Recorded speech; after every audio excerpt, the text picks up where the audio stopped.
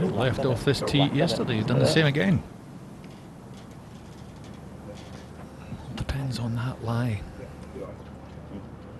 And you could say the same in the last round at Augusta when he won the green jacket. So playing it down, not playing it up in the air. Oh, well judged. Lovely shot there from Fleetwood. Beautiful there from the Englishman. You know, you make a great point about Reed. The start of the DP World Tour Championship, a win here, and all of a sudden your career turns around. Lovely up and down from Fleetwood. 2 birdies at the second, got in very different fashion. That's going to be 7 birdies in the first 8 to Fleetwood at 3. Just got to be careful with this one, a little bit left to right. Just a sneaky downhill up for birdie.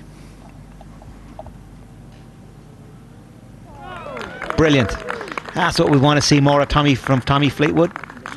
He is a little bit streaky with the putter. So, good start from him. Up to 7, third shot for Tommy Fleetwood at the par 5.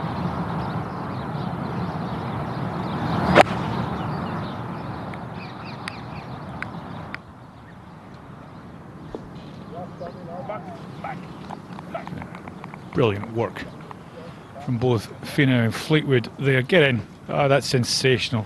That's exactly what he tried to do. He knew the slope was there, flew it over the flag. Fleetwood's driven down the left of the 11th, so unsighted to the green, have to pick his line off the TV tower. Flag on 32.5 from the left, back left. Yeah, lovely. Oh, glorious. Just pitched a little ridge there, gathered up. He'll have no idea how close that is, not a ripple from anybody. It's a sand sandwich for his troubles. Fleetwood after the glorious approach. Well done. Never easy when the shadow of the branches is moving around over a little putt. Probably just trying to take a little bit off it. Try to get to the back pin. Oh, David.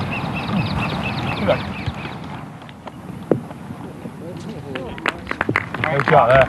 That's top of the path for me, that one. Hardest hole on the course, can he make a 3? Yes. Back-to-back birdies for Fleetwood. Just when it looked like he was stalling in the middle of that front 9. Always difficult to say when you can't see the lie.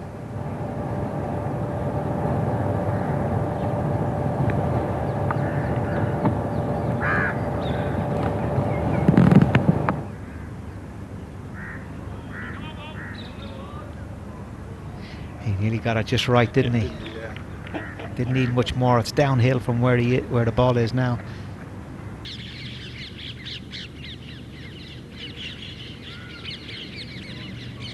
Oh, he's got it. He's got it, Tommy Fleetwood.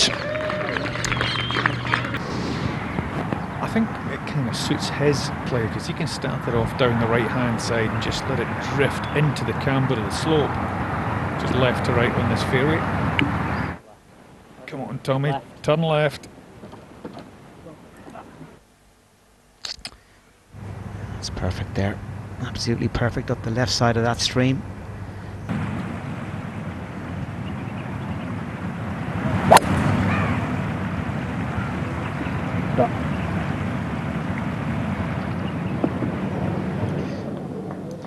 There's worse places to be than there.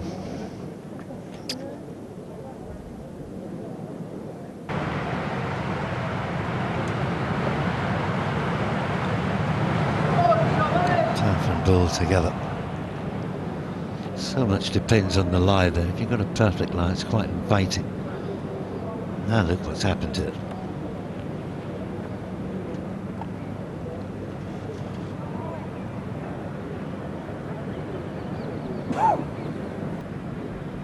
Ifs and buts are all fine. What we do know is that he needs to get this one down in 2. No damage.